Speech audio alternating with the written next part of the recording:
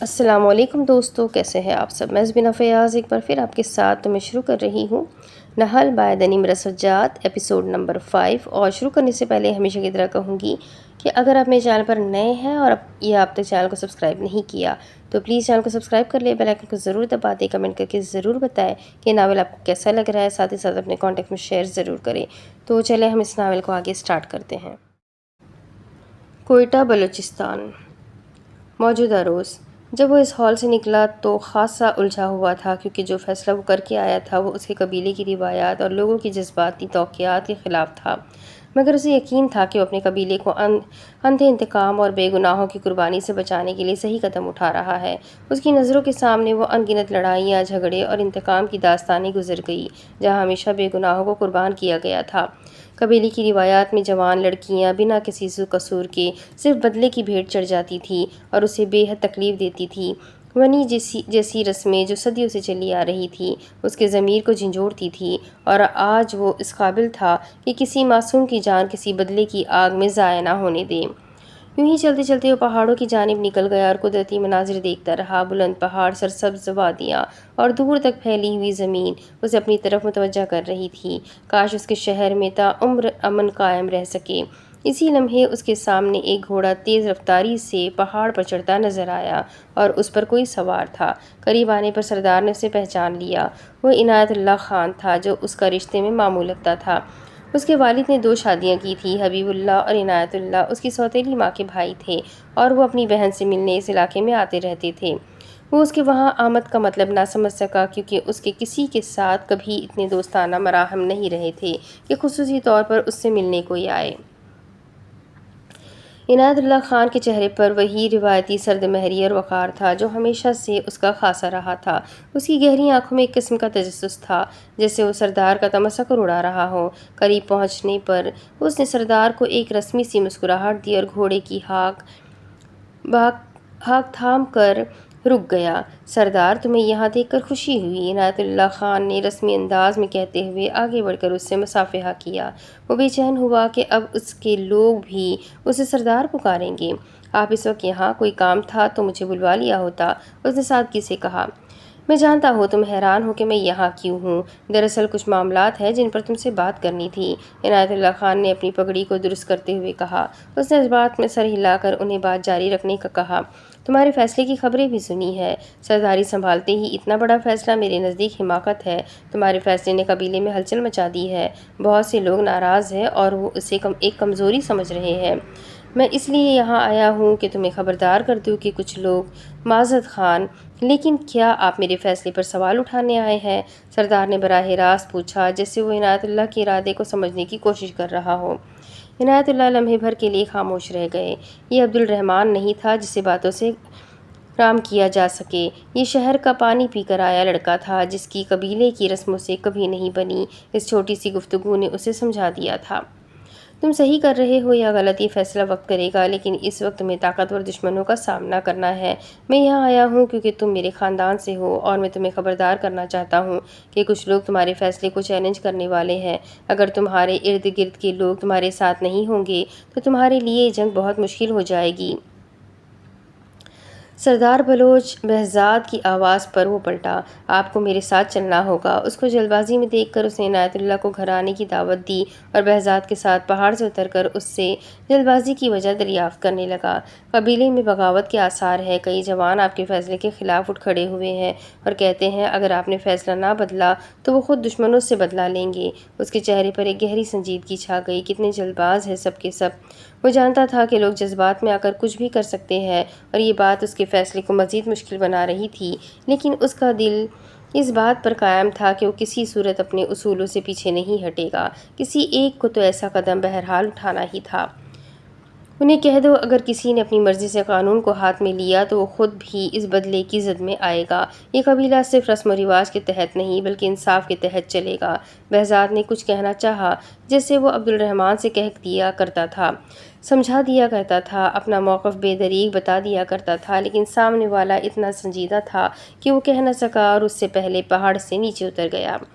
سردار نے ایک آخری بار وادی کی طرف دیکھا جہاں آسمان اور زمین مل رہے تھے۔ کتنا مکمل نظارہ تھا۔ اس سے پہلے وہ مزید نیچے اترتا اس کا سیل فون بجا۔ اپنی شال ہٹا کر اس نے جیب سے فون نکالا تو بے ساختہ مسکراہٹ نے چہرے کا احاطہ کیا۔ اتنے دنوں بعد اس کے چہرے پر کھلی مسکراہٹ اوپر کھڑے عنایت اللہ نے دیکھی تو پرسوچ انداز اپنے گھوڑے کی جانب بڑھا اور دوسری جانب سے نیچے اتر گیا۔ سردار وہیں بیٹھ گیا اور فون سامنے کیے چند پل اسے دیکھتا رہا۔ اسکرین پر مس میٹامورفوسس لکھا دیکھ کر اس نے کال آنسر کی۔ 1 ہفتے میں کتنے دن ہوتے ہیں مسٹر؟ نرم سی آواز میں خفگی بھری تھی۔ اس نے بے اختیار اپنا سر کھجایا۔ میرا استعفیٰ آپ قبول نہیں کرتی اور پھر چھٹی کرنے پر پوچھتی ہے کہ 1 ہفتے میں دن کتنے ہوتے ہیں۔ اس کا لہجہ قدرے نرم تھا۔ تم جیسے ضدی شخص کو سمجھانا آسان بھی تو نہیں۔ یاد دلانا ضروری تھا کہ تم غائب ہو گئے ہو اور ابھی میری کمپنی کو تمہاری ضرورت ہے۔ میں مصروف تھا، گاؤں میں ایک ضروری کام پڑ گیا تھا تو اسی میں الجھ کر رہ گیا۔ وضاحت دیتے اس کی مسکراہٹ برقرار رہی۔ مصروف تم ہمیشہ ہوتے ہو اور ہم لوگوں کے لیے وقت بھی نکالتے ہو۔ اس کی وضاحت کو رد کیا گیا۔ وہ نہیں جانتی تھی کہ اس کے خاندان میں کیا چل رہا ہے اور وہ جانتی بھی کیوں۔ وہ کئی دنوں سے یہاں قبیلے کی ذمہ داریوں میں الجھا ہوا تھا کہ کسی سے بات کرنے کا وقت ہی نہیں مل سکا، مگر ابھی اسے سن کر اس کا دل ہلکا ہو رہا تھا۔ اس کی شوخ ہنسی اور اس کی نرم آواز اسے سکون دیتی تھی، لیکن وہ جانتا تھا عورت اس کے لا حاصل میں سے ہے، دل کا راز دل میں ہی دفن تھا۔ میں نے آپ کو مس کیا، اس نے سوچا، لیکن فون پر وہ یہ جملہ کہنے کا حوصلہ نہیں رکھتا تھا۔ اس کی جگہ اس نے ہمیشہ رسمی بات چیت کا سہارا لیا تھا۔ تم کب واپس آؤ گے؟ اس کی خاموشی طویل ہوئی تو دوسری جانب سے پھر سوال پوچھا گیا۔ کاش ابھی آ سکتا، اس نے بے اختیار کہا۔ سوری، کام بھی تو اتنا اکٹھا ہو گیا ہوگا، ابھی آنا ممکن ہوتا تو ضرور آتا۔ کیا تم اس مرتبہ سیریس تھے؟ میں سیریس نہیں تھا، لیکن کیا آپ میرے لیے 1 ہفتہ 30 دن کا کر سکتی ہے؟ اس نے نرمی سے پوچھا۔ اس سے کیا ہوگا؟ نہ دیا گیا استعفیٰ واپس لے لوں گا اور دل جمی سے کام کروں گا اور وقت کا پابند رہوں گا اور چھٹی کسی صورت نہیں کروں گا اور آپ کو شکایت کا موقع نہیں دوں گا اور آپ کے کام کی مقدار بڑھانے پر بھی کبھی اعتراض نہیں کروں گا اور آپ کی ہر بات پر ہاں کہنے کی کوشش کروں گا اور کوئی بحث نہیں کروں گا اور جو کہا ہے کیا وہ کافی نہیں؟ وہ قدرے ریلیکس انداز میں بولا۔ نہیں، کب شروع کر رہے ہو یہ وقت کی پابندی؟ وہ مسکراتے ہوئے بولی جیسے وہ اس سے یا اس کے کام کرنے کے طریقے سے واقف ہی نہیں تھی۔ جس دن آپ 1 ہفتہ 30 دن کا کریں گی۔ چلو پھر دیکھتے ہیں، اس نے ہنستے ہوئے جواب دیا۔ کیا دیکھتے ہیں؟ میں نے آپ کو ابھی یقین تو دلایا ہے، اس نے بھویں چڑھاتے ہوئے پوچھا۔ یقین دلانے کے لیے کچھ کرنا پڑتا ہے، باتوں سے کچھ نہیں ہوتا۔ اچھا تو پھر بتائے کیا کرنا ہوگا؟ اس نے تجسس سے پوچھا۔ سب سے پہلے تو ایک وعدہ کرو کہ اپنے کام کو بنا کسی شرط کے پورا کرو گے۔ یہ تو بالکل آسان ہے، اس نے فوراً جواب دیا۔ وہ اپنے الفاظ مینیپولیٹ کر سکتا تھا، اسے الفاظ گھمانے کا ہنر تھا۔ دوسرا وعدہ کرو کہ تم وقت کی پابندی کرو گے چاہے حالات کیسے بھی ہو۔ وہ ہلکا سا ہنسا۔ یہ ناممکن تھا، لیکن وہ اسے تسلی دے سکتا تھا۔ یہ بھی منظور ہے، اس نے اعتماد سے کہا۔ وہ ایسے حالات پیدا کرے گا کہ وہ اسے خود وقت کی پابندی نہ کرنے کا کہے گی۔ اور تیسرا وعدہ، کبھی کسی مسئلے کا بہانہ نہیں بناؤ گے۔ بہانہ؟ بالکل نہیں، کوئی بہانہ نہیں ہوگا۔ کام اور صرف کام ہوگا۔ ٹھیک ہے، میں بھی سوچوں گی۔ کیا سوچیں گی؟ 1 ہفتے کو 30 دن بنانے کا طریقہ، وہ ہنستے ہوئے بولی اور کال کاٹ دی۔ کال بند ہوئی تو سارے میں خاموشی چھا گئی۔ وہ وہیں بیٹھا خزاں میں بہار کو محسوس کرتا رہا۔ اچانک سب اچھا محسوس ہونے لگا تھا اور وجہ وہی تھی۔ پمس ہسپتال، اسلام آباد۔ اگلے روز سیدہ مہرنگ ملک نے اٹاپسی کے لیے سارے انتظامات مکمل کر لیے تھے۔ اس نے کتنوں کو دھمکایا اور کتنوں کو پیسے دیے مائدہ نہیں جانتی، لیکن اس نے مائدہ کو اٹاپسی کرنے کے لیے محفوظ راستہ دے دیا تھا۔ مائدہ اور قضائی فورنسک پیتھولوجسٹ کے طور پر وہ اٹاپسی کر رہی تھی اور اس کے ساتھ ایک فورنسک ٹیکنیشین اور ایک لیبارٹری کا آدمی تھا۔ مہرنگ نے ان دونوں کو خریدا تھا، تبھی وہ مائدہ کے وہاں آنے پر کچھ نہیں کہہ سکے۔ اس وقت کمرے کی سرد طبی فضا میں فلورسنٹ لائٹس کی مدھم روشنی تھی۔ کمرہ صاف ستھرا تھا۔ اسٹین لیس اسٹیل کی میز پر تیز دھار آلات ایک ترتیب سے رکھے ہوئے تھے۔ کمرے کی دیوار پر چھوٹی سی کھڑکی تھی جو باہر کی دنیا کی جھلک دکھا رہی تھی۔ وہاں رات گہری ہو چکی تھی، اسی لیے مدھم روشنی نے کمرے کی فضا کو اور بھی سنجیدہ بنا دیا تھا۔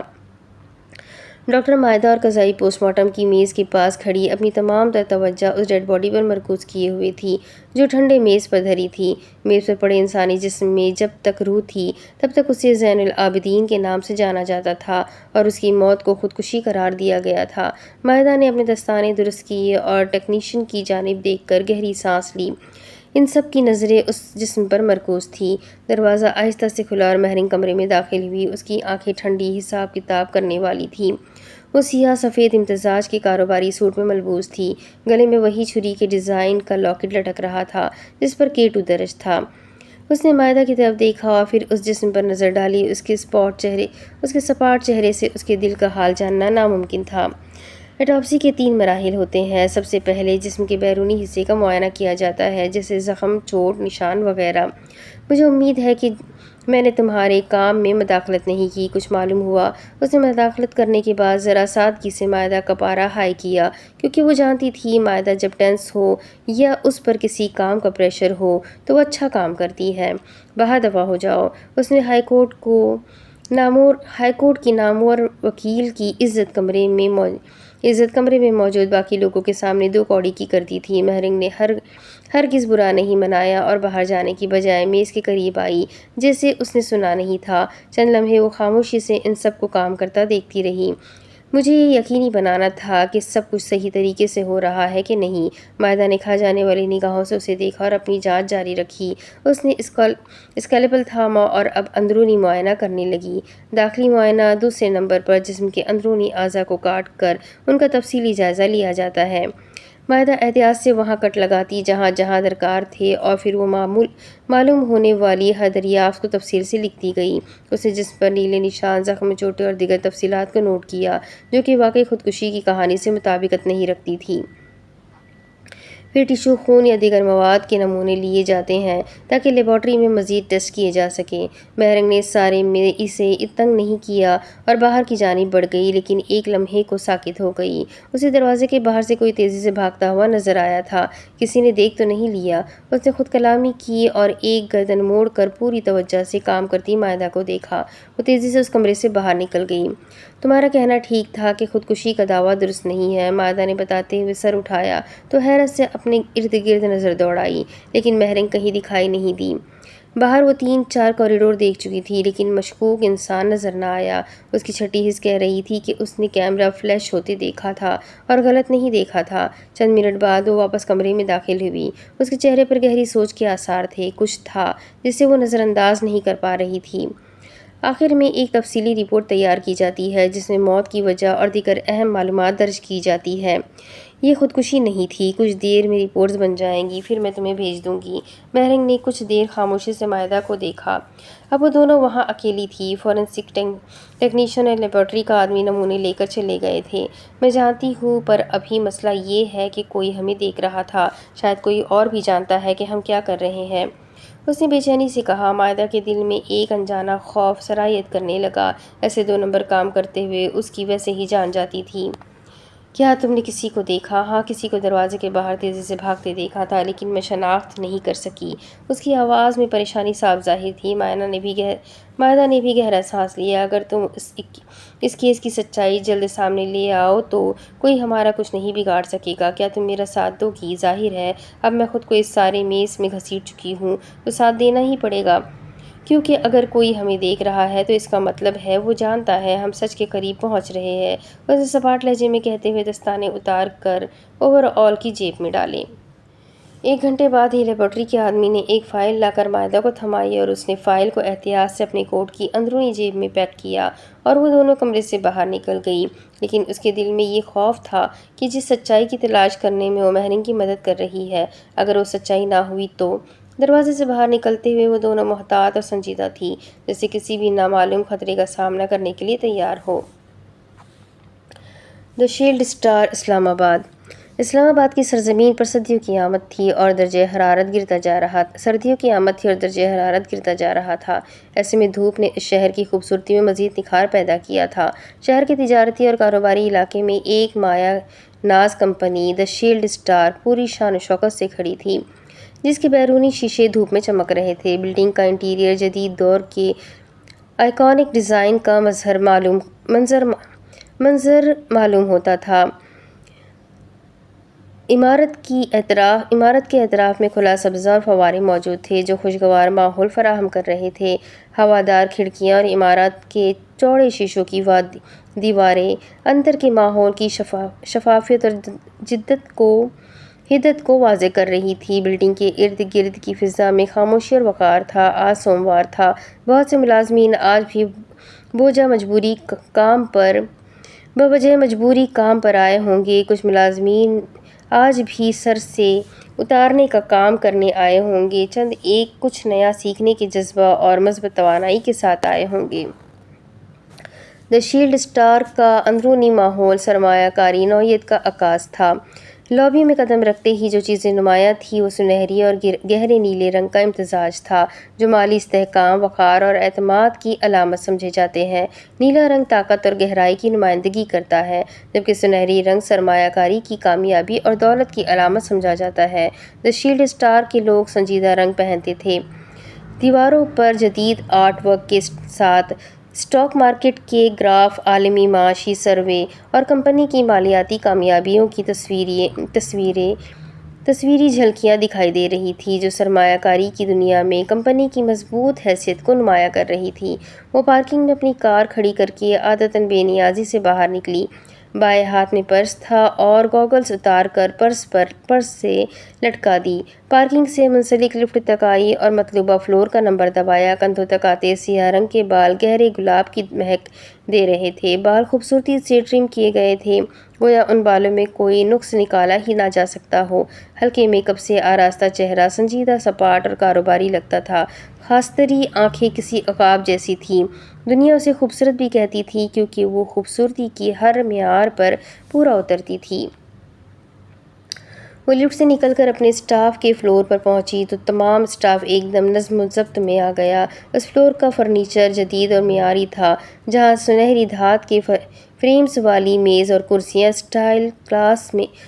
اسٹائل کلاس اور عیش و آرام کا ثبوت پیش کر رہی تھی جبکہ جگہ جگہ مالیاتی دستاویزات اور رپورٹس کے لیے مخصوص شیلف رکھے گئے تھے جو شیشے سے بنے تھے۔ چھت سے لٹکتے کرسٹل فانوس، کھڑکیوں سے آتی نرم دھوپ اور ماحول میں موجود پازیٹیو وائبس ایک خاص شاہانہ ماحول پیدا کر رہے تھے۔ اس کی سیاہ ہیلز سارے میں ارتعاش پیدا کرنے لگی۔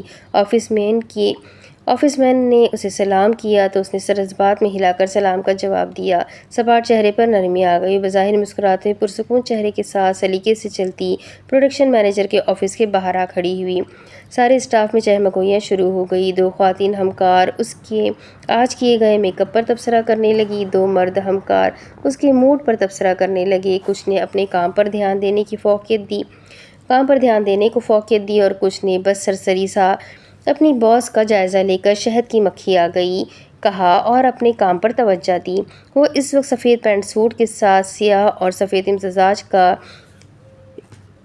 بلیزر پہنے ہوئے تھی۔ گلے اور کانوں میں نفیس سے سرخ رنگ کاروباری پتھر چمک رہا تھا اور بائیں ہاتھ کی چوتھی انگلی میں بھی سرخ روبی تھا۔ دی شیلڈ اسٹار کے لوگ سنجیدہ رنگ پہنتے تھے۔ اس نے دروازہ نوک کرنے کو اپنا دایاں ہاتھ اٹھایا ہی تھا کہ پی اے آ پہنچا۔ میم، سر وسیم ابھی آفس نہیں آئے۔ اس نے گردن موڑ کر اپنے پی اے کو دیکھا اور اس کی ڈریسنگ کو داد دی جو کم وقت میں اچھا پہننا، پروفیشنل رہنا سیکھ چکا تھا۔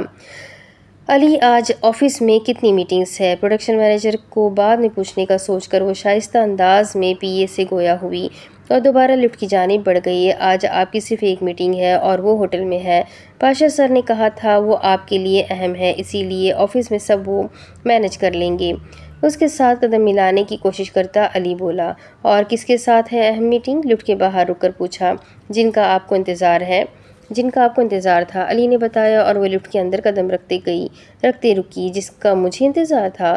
اس نے علی کی بات کو دہراتے ہوئے خود سے سوال کیا۔ مطلب؟ ایک خوشگوار سی حیرت اس کے چہرے پر در آئی۔ تو شکار جال میں پھنس ہی گیا۔ لفٹ میں سیدھی کھڑی ہوئی اور لفٹ کے باہر کھڑے علی کی جانب فائل کے لیے ہاتھ بڑھایا۔ فائل اس نے تھامی اور اپنے فلور کا بٹن دبایا۔ لفٹ نے اوپر کی جانب سفر شروع کیا۔ شہر کی مایہ ناز سرمایہ کار کمپنیوں میں دی شیلڈ اسٹار کا شمار صف اول کی کمپنیوں میں کیا جاتا تھا جس کا رتبہ کاروباری دنیا میں بے مثال تھا۔ گویا کہ کمپنی کا قیام 20ویں صدی کے آخر میں ہوا تھا، لیکن گزشتہ 2 سالوں کے مختصر عرصے میں کمپنی نے اپنا اثر و رسوخ اتنا مضبوط کر لیا کہ مارکیٹ کے تمام بڑے کھلاڑی ان کے فیصلوں کو بغور دیکھتے تھے۔ ان کی شہرت کا سبب صرف مالی طاقت نہیں بلکہ جدید اور منفرد سرمایہ کاری کے طریقے تھے، جنہوں نے کاروباری دنیا کو ایک نئی سمت دی تھی۔ اس کمپنی کی نئی سی ای او زمرت وڑائچ نے مارکیٹ میں صرف پیسہ نہیں لگایا بلکہ نئے کاروباری رجحانات اور ڈیجیٹل انویسٹمنٹ کے طریقے متعارف کروائے جو پہلے اس حد تک استعمال نہیں ہوئے تھے اور آج وقت کی ضرورت تھے۔ بدلتی دنیا کے ساتھ اس کا نظریہ شفاف تھا کہ روایتی سرمایہ کاری کے طریقوں کے ساتھ جدید ٹیکنالوجی اور سوشل میڈیا پلیٹ فارمز کے ذریعے نئے مواقع تلاش اور فراہم کیے جائیں۔ مثال کے طور پر جہاں دوسری کمپنیاں روایتی حصص اور املاک میں سرمایہ کاری کرتی تھیں، وہاں دی شیلڈ اسٹار نے digital markets, fund take over, e commerce کے ابھرتے ہوئے شعبوں میں سرمایہ کاری کرنا شروع کر دی تھی۔ کمپنی نے پاکستان اور بیرون ملک ایسی صنعتوں میں اپنا حصہ ڈالنا شروع کیا جو ابھی ترقی کی ابتدائی مراحل میں تھیں، اور یوں کمپنی نے مستقبل کی معیشت پر اپنی گرفت مضبوط کر لی۔ زمرت وڑائچ نے اپنے سوشل میڈیا اثر و رسوخ کو بھی سرمایہ کاری کے لیے ایک طاقتور پلیٹ فارم کے طور پر استعمال کیا۔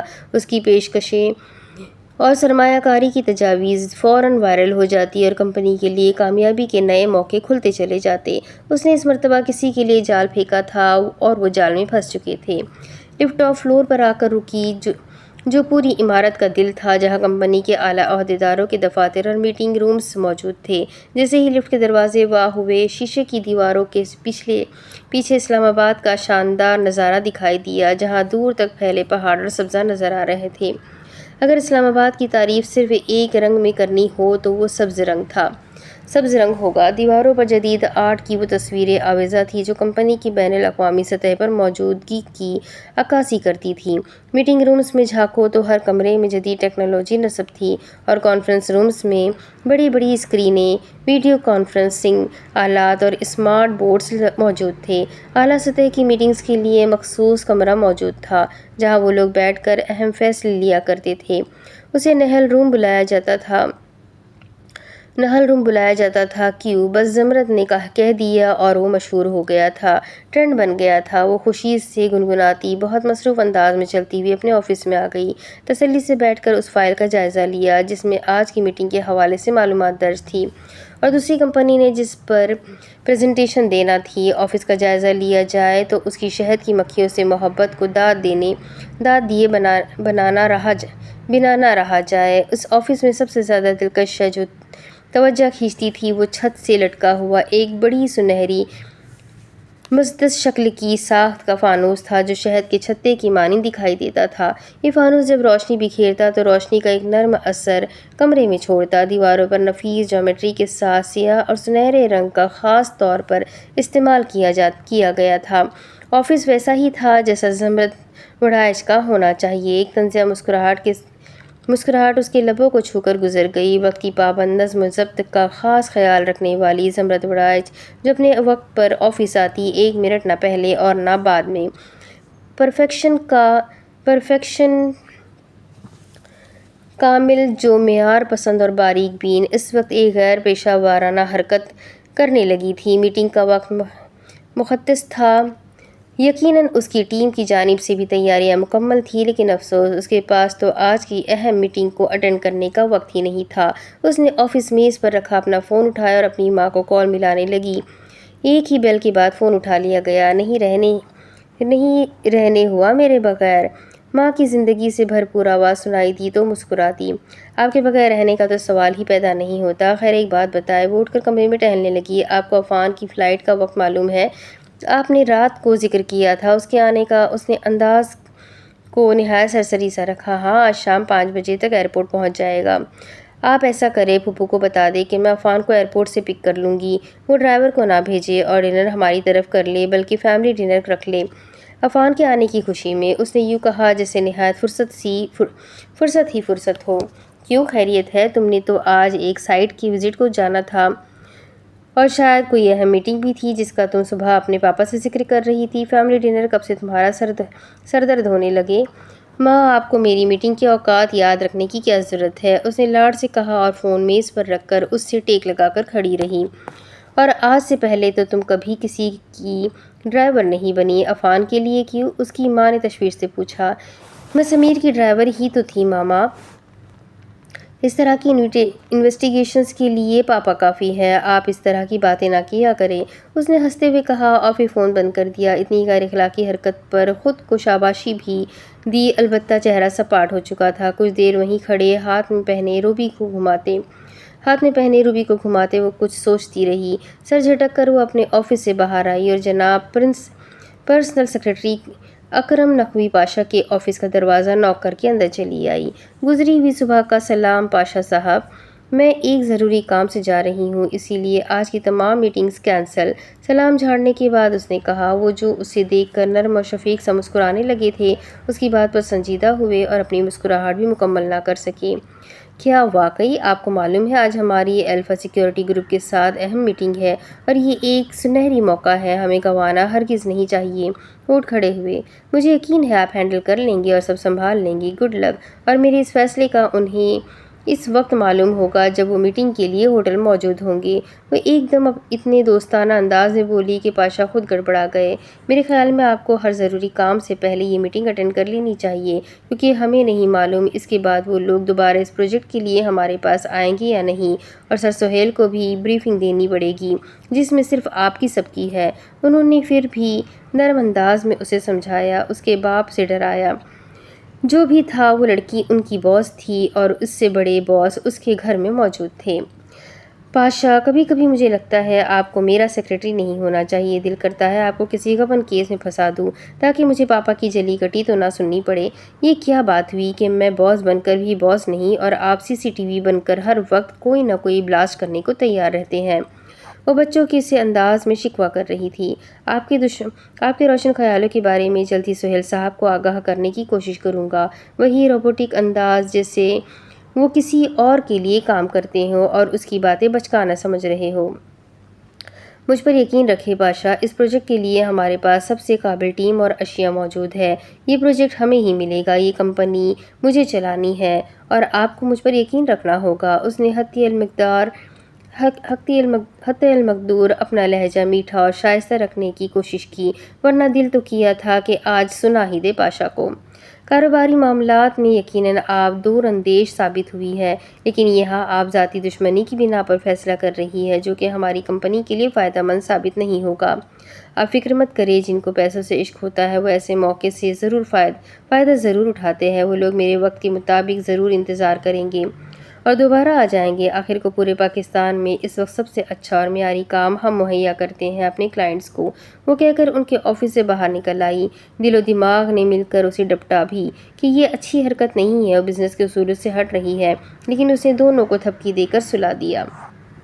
کوئٹہ بلوچستان۔ اگلے کئی روز تک وہ قبیلے کے معاملات دیکھتا رہا اور نشا کو اپنے ساتھ لے جانے کی تیاریاں کرتا رہا۔ اس وقت بھی وہ خاندان کے سب سے معزز بزرگ سے ونی میں لڑکی لینے کے سنہری اقوال اور ان کے فوائد سن کر آ رہا تھا اور خاصا بیزار تھا۔ اس کے چہرے پر گہری سنجیدگی چھائی ہوئی تھی، جیسے وادی کی خاموش فضا میں وہ اپنے اندر اٹھتے طوفان کو قابو میں رکھنے کی کوشش کر رہا ہو۔ وہ جانتا تھا کہ جس مقام پر کھڑا ہے، یہاں سے اس کا ایک غلط قدم قبیلے کی روایات اور اصولوں کو ہمیشہ کے لیے بدل سکتا ہے، تبھی ٹھنڈے دماغ سے فیصلہ لینے کی کوشش کر رہا تھا۔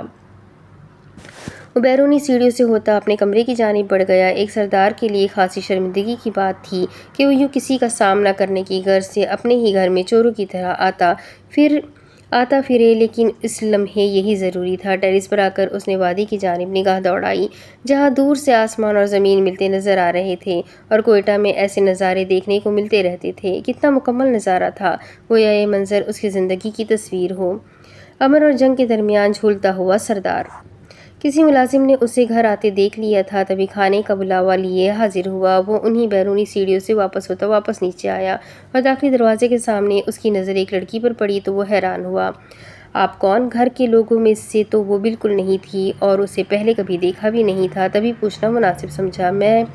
وہ سردار آپ خون بہا لے لیں، میں آپ سے کچھ نہیں مانگتی، آپ کا تعارف۔ اس کی روشن پیشانی پر ان گنت بل پڑے۔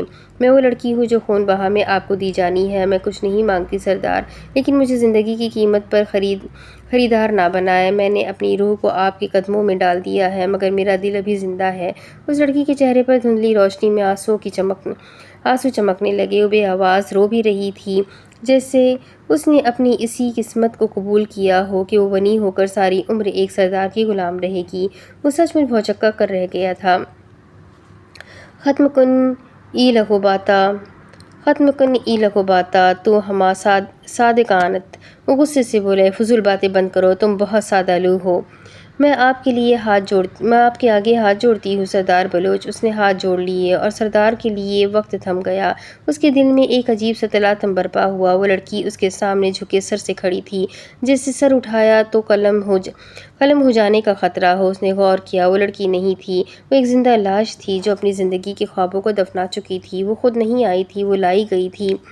ابھی تک تو اس کے قبیلے والوں پر قتل ثابت بھی نہیں ہوا تھا، تو پھر وہ یہاں کیوں تھی؟ اگلے ہی لمحے اس نے ڈھیر سا غصہ ضبط کیا تھا۔ دیکھو، تم ایک عورت ہو اور تمہارا اپنا مقام ہے، تم اس رسم کی بھیٹ چڑھی تو میں کبھی خود کو یا تمہیں معاف نہیں کر پاؤں گا۔ اپنے حق کے لیے لڑنا سیکھو، شرافت سے شادی سے انکار کرو، کیونکہ میں تمہیں خون بہا میں قبول نہیں کروں گا۔ ہمارے یہاں عورتوں کو حق ہی کب ملا ہے سردار؟ وہ اپنے لیے آواز کیسے اٹھائے جب سننے والے آپ جیسے ظالم جابر ہو؟ بولوں گی تو ماری جاؤں گی، خاموش رہوں گی تب دن رات بے عزت کی جاؤں گی۔ آپ نے قصاص لیا تو میری زندگی بھی اجیرن ہو جائے گی کہ میں آپ سے ملاقات کر کے بھی آپ کو اپنی جانب مائل نہیں کر سکی۔ میں یہاں خود نہیں آئی، آپ ٹھیک سمجھے، لیکن آپ کو دیکھنے اور سننے سمجھنے کے بعد میں خود آپ سے شادی کرنا چاہتی ہوں۔ وہ جانتی تھی کہ اس کے پاس کوئی اختیار نہیں، کوئی راستہ نہیں، کوئی فرار نہیں، اسے سردار کو خون بہا پر راضی کرنا ہی تھا۔ وہ رسم جس میں اس کی کوئی مرضی نہیں، وہ فیصلہ جو اس کی زندگی کو تباہ کر رہا تھا، تب بھی اسے سامنے کھڑے مرد سے خوف محسوس نہیں ہوا۔ اور سامنے کھڑے مرد نے کافی طرز بھری نگاہوں سے اسے دیکھا۔ وہ کس طرح یہاں کی عورتوں کو ایکسپلائٹ ہونے سے بچائے گا؟ اگر آج خود ایک روایت کے تحت اس لڑکی سے شادی کر لے گا، یہ ظلم ہے، اور میں ابھی اتنا ظالم نہیں ہوا کہ ایک شریف لڑکی کو زمانے کے طنز کھانے کو چھوڑ دوں۔